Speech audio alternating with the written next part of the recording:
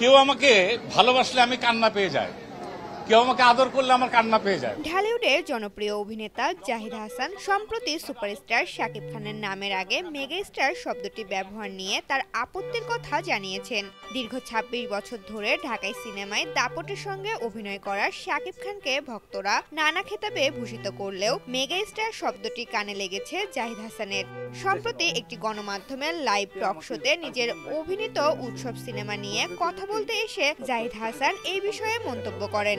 এবারের ঈদে শাকিব খানের তাণ্ডব সহ ৬টি সিনেমা মুক্তি পেয়েছে, যার মধ্যে অন্যতম জাহিদ হাসানের উৎসব। মুক্তির পর থেকে উৎসব বক্স অফিসে দারুণ সাড়া ফেলেছে এবং চতুর্থ সপ্তাহে এসে প্রদর্শনী ও আয়ের দিক থেকে তাণ্ডবকেও ছাড়িয়ে গেছে।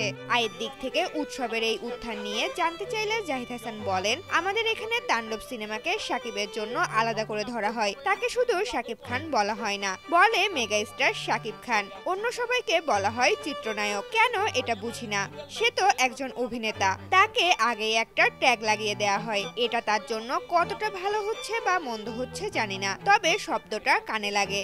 তিনি আরো বলেন, শেক্সপিয়ারের একটা কথা আছে, কোনো কিছু হওয়া বড় ব্যাপার না, কোনো কিছু হয়ে থাকাটা বড় ব্যাপার।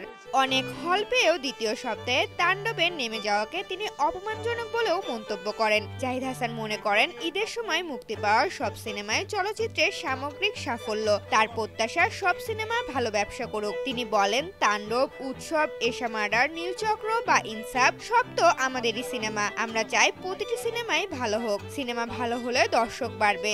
আমি মন থেকে চাই দর্শক প্রতিটি সিনেমা দেখুক। ঋতুপর্ণা, জনকণ্ঠ।